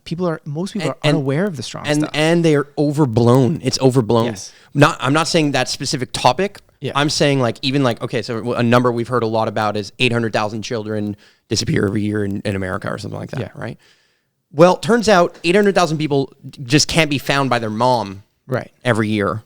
Yeah. Most of which, like 400,000 of which are found within 24 hours or something like that. Right. Okay. So all of a sudden that number that everyone's saying is like 800,000 kids just disappear off the face of the planet. That sounds like a lot. That's like, whoa, okay, maybe this problem is way big. Yeah. And so it's skewing. Right. And even though the person who made that number, who wrote that number, kind of knew that. Yeah. They saw the study. Like they looked at the quote unquote facts done by the FBI, right? I believe, or CIA. It was one of the other. I think it's FBI. So these are facts coming from the government. This is not like, oh, I think this. These are the numbers. But those numbers are used to emotionally stir people. Yeah. And this is where things get tricky. Yeah. Because our emotions enter, and our emotions and our judgment enters, and the second our emotions enter and our judgment enters, and they both get triggered, our response is bad, sure, good. And the second that happens, it creates vicious cycles of debate. It creates an us versus them scenario. Yeah. And then whoever them is, and I don't know, like we call them a global elite, call them nefarious, blah, blah, blah, world leader. I don't know. Okay. Billionaires, 1%ers. I don't know. Okay. 0.1%ers. Doesn't matter. Yeah. The second that narrative of us versus them now starts to be prevalent in culture, it actually creates a real us versus them, where they're like, well, shit, if I'm a billionaire and I got here because, I don't know, I invented something super cool and it just, a lot of people really loved it, and now all of a sudden I'm vilified, well, maybe I am that villain, or maybe I shouldn't be that villain more, or maybe I should just not care as much, and then all of a sudden it creates this actual power dynamic and an actual power problem that naturally occurs because we're humans. The human condition, back to that human condition, right? And it's like, you see worldviews of authoritarianism, of massive control. Like there's no surprise. Like, I mean, how does the NSA come about, right? Sure. It's a desire for more and more control. Yes. A desire for more and more authoritarian power. Like with a fundamental belief that more control creates more safety. That's right. Which is not necessarily nefarious. Well, it's interesting because when you actually look at it, what they're trying to keep safe is mainly their own interests. So I agree with that. It's actually a level of self-consciousness that exists. And self-preservation. Right. Which in and of itself is part of a human condition. Exactly. Yeah. So you're going back to, you can start to understand how they get to these decisions. Right. Yes. And instead of just saying, well, they're evil, which says nothing. Yeah. We're starting to realize that they're driven by worldviews, which means if you can do that and you can start to paint that picture and you can start to see that their worldview is coming from an obsession of like Trump, Hillary, any of these people, are deeply traumatized people, like most other people on the planet, right? It's not like they're, you know, we figured out how to just rule everybody or whatever it might be. Like, you know, every politician, every position, they were once a kid. Yeah. And this is why I look to some of the whistleblower testimony who were children and who can describe some of the stuff that they saw. You know, again, going back into it, it's like you look at the Marc Dutroux trial out of Belgium. Yeah. You look at the Franklin scandal out of the United States. I mean, these two cases, like almost nobody knows about. I can't say I know a ton about them either. These are massive. Yeah. And they paint, the Marc Dutroux trial paints an extremely evidentiary picture that says in Belgium, there was a pedophile ring that involved ritual, Satanism, child sacrifice, and it involved many powerful people. Yeah. Powerful, and they covered it up. And there was like 500,000 people that were marching in Belgium at the time of this trial. It's a huge part of Belgian history, like massive. Most people don't even know it exists. Yep. But it is the epitome of what we're talking about. There is a proclivity amongst these people in certain positions of power to engage with children in sexual acts. I don't know why. Perhaps we need to figure that out. Yeah. But there's so many cases. Which one preludes the other though? It's like, is it because they're doing these things that all of a sudden they get like, it's like, it's a weird thing. It's a weird thought. Right. When you explore what a lot of the independent whistleblowers talk about, or the people that were part of these, they claim to be part of these things. And the interview we have on CTV with Annika Lucas, it's a 4-part interview.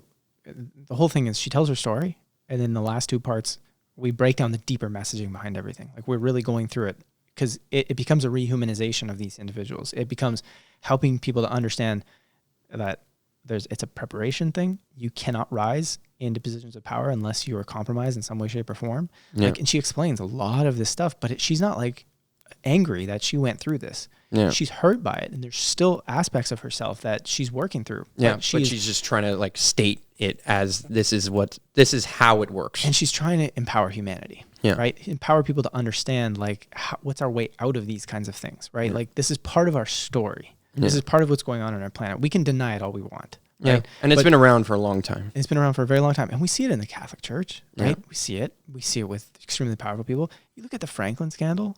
Anybody who's listening to this, look, just spend an hour. Just Google it. Look into the Franklin scandal. Go on CTV. I'm sure there's all kinds of stuff. We're working on a documentary. It's not out yet. Okay. It's not out yet. That's coming. The idea Wait for it. Go sign up.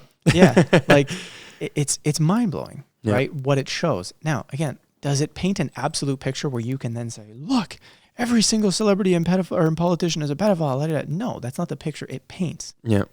But it gives you something that creates an extremely meaningful discussion, which is why, again, I wrote the essay, Conspiracy, Time for a Serious Conversation, because as much as this community is really enjoying the fact that there's so much to talk about right now in terms of controversial ideas, it's also really important to be able to talk about those things in a way where we can actually talk about it as a society, as a community, and not just say like, you know, there's these people over here and then all the sleep people over there, right? Yeah.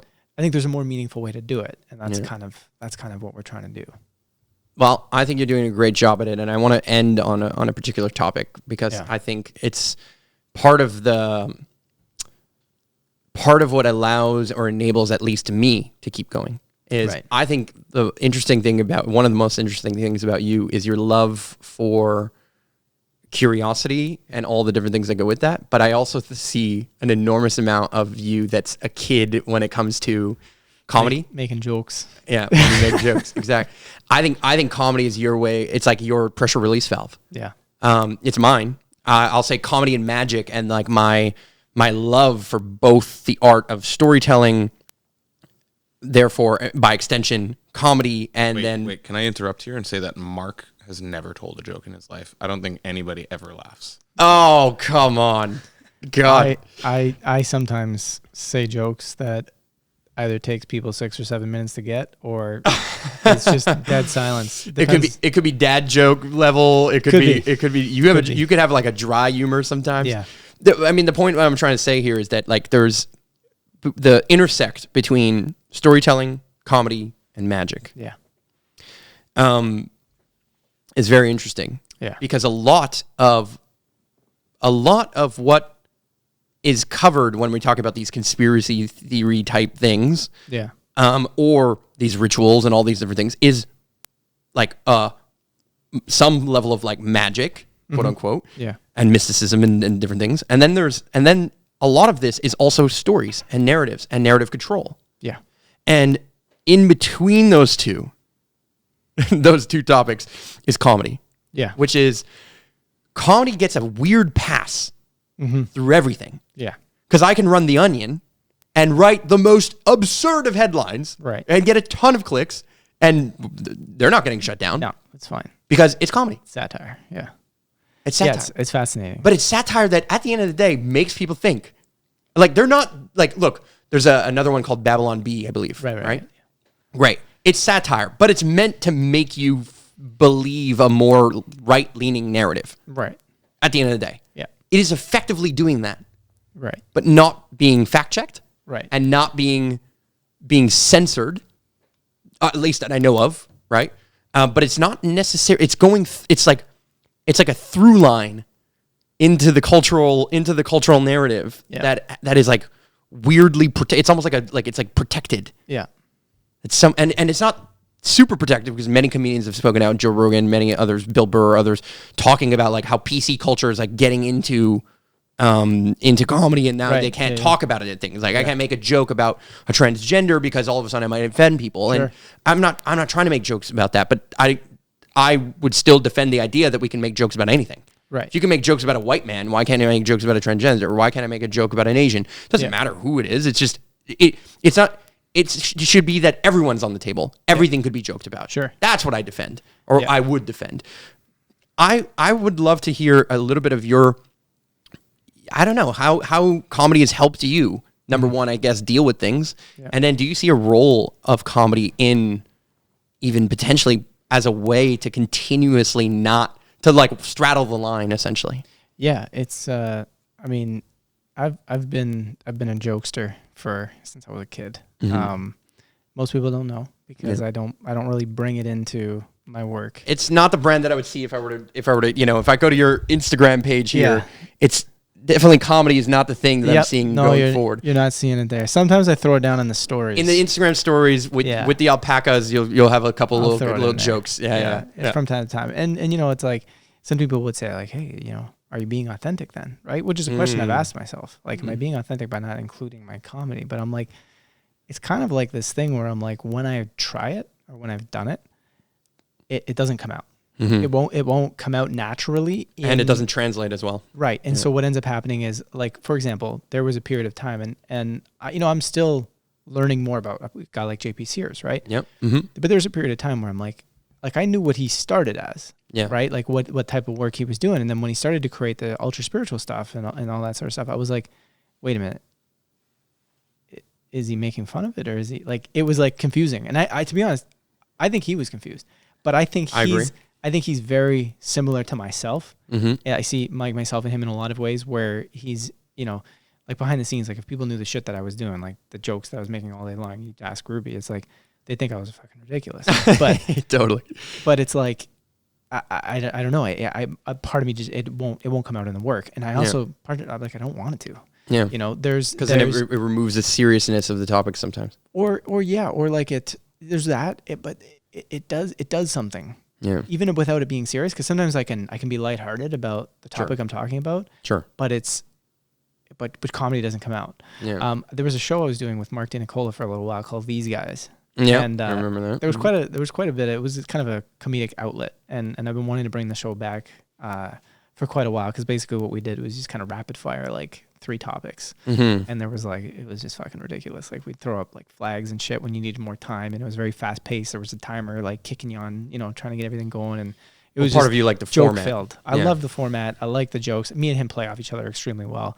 So it was like, and then we'd have skits in between topics. Like, we'd like go film like a stupid skit where like, we're doing something ridiculous. But I enjoyed that stuff. And I want to do it. Like, sometimes I walk around, I'll go to the shed, I'll get hay, and then I'll walk it out to the alpacas, and like, I'm smiling along the way, because jokes go through my head 24/7. Like, whole skits will play out in my head. Yeah. If I just had an outlet to create them in the like, same quickly. way. Yeah.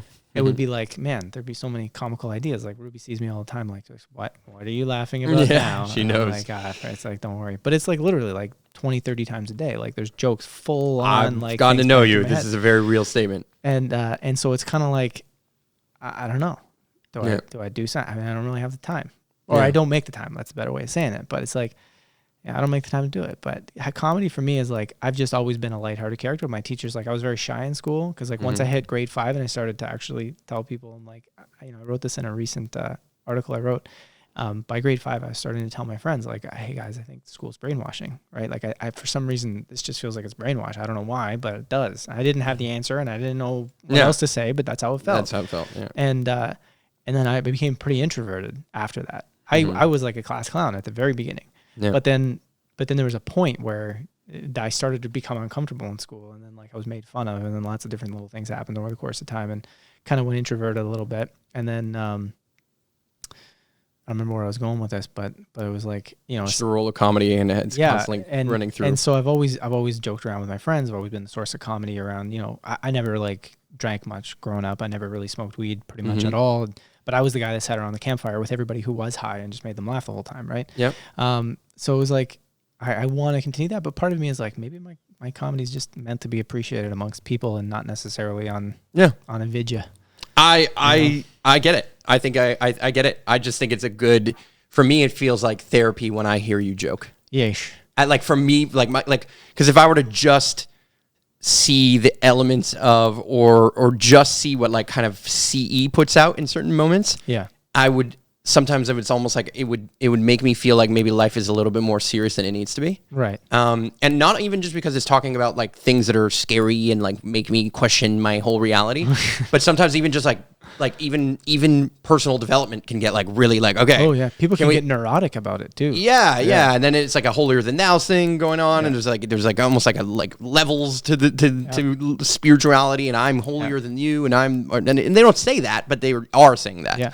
And so there's comedy kind of breaks elements of that tension. Cuts through it, yeah. And it just becomes a way of dealing with, just the quote unquote, the perceived seriousness of life. Yeah. Yeah.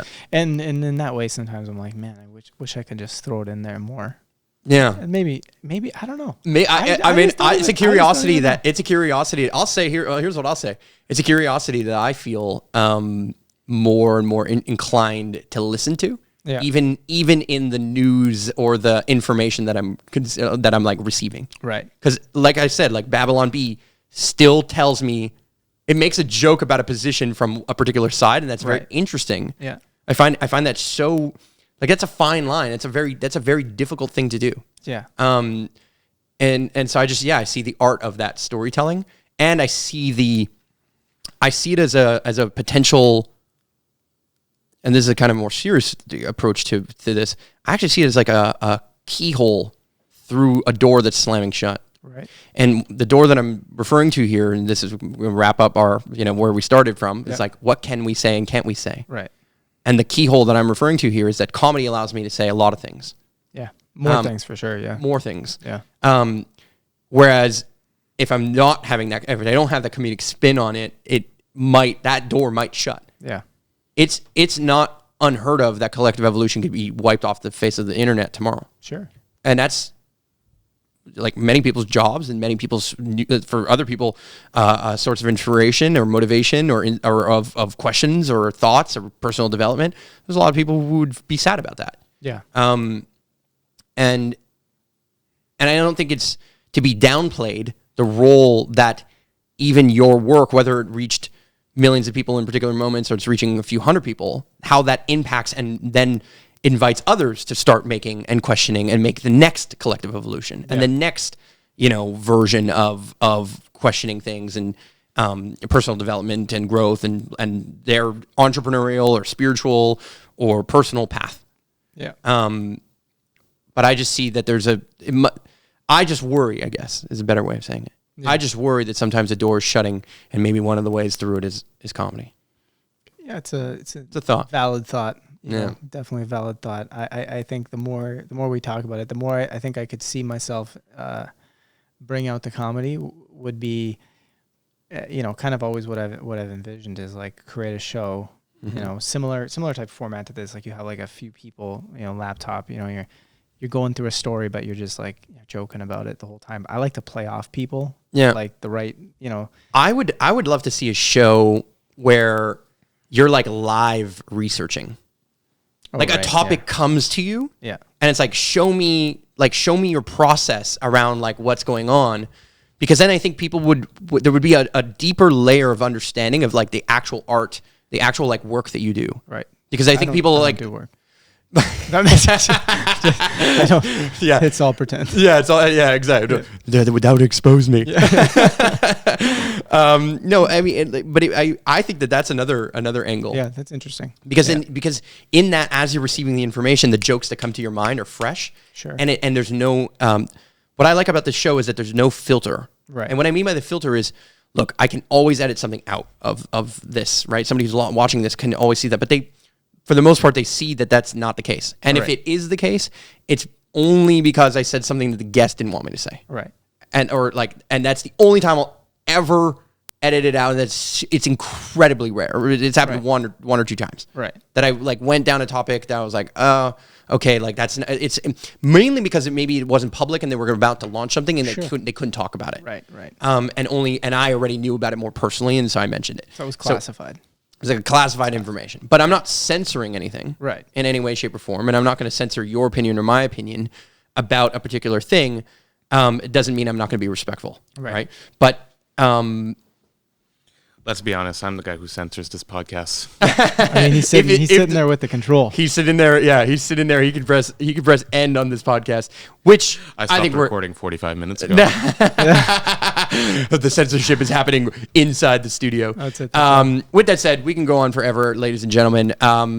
If you've gotten all the way to the end of this podcast, then you know what to do. You know where to find the buttons. You know where the links are. You know where to find Joe, Collective Evolution, all the different things. Yeah. Thank you so much. And check out CETV, honestly. There's like lots of really great information. I actually want to go and check out one of the interview that you were mentioning about the woman that you really believed in, because I know exactly which one it is. I saw it roll through. I never actually watched it, and you remanded me that I want to go check it out. And I'll put it out there. Like there's some stuff in there that's pretty disturbing. Oh, like, absolutely. Like, and again, this goes back to the last thing I'll throw down on this, because I know you just technically ended the show, but no, go. It's important because I've kind of had this phenomenon that you know within myself that I've seen in some other people, which is to kind of say like I've never really like been affected by the work that I do. Like I can read something that's like super disturbing or super crazy, and I'm like, I feel for what it is, for what people experienced, but it doesn't become something that brings my state of being down. It kind of goes, okay, like this is going on, right? This is why I do the work I do. I can feel that, and I can feel what they're going through. But it's like, I don't like take it home and be like, oh my God, like there's a level of like, this is part of our story. Yeah. And that's okay, because we're doing something about it, and we're going to have a conversation about this, and we're going to figure this out. And there's a form of acceptance and empowerment that comes with like your ability to absolutely to see or learn more about a situation, no matter how impactful it might feel or be. Right. Yeah. Right. So that was the last little tidbit. Great wisdom. Joe Martino, everybody. Check it out. See you in the next episode. Bye-bye.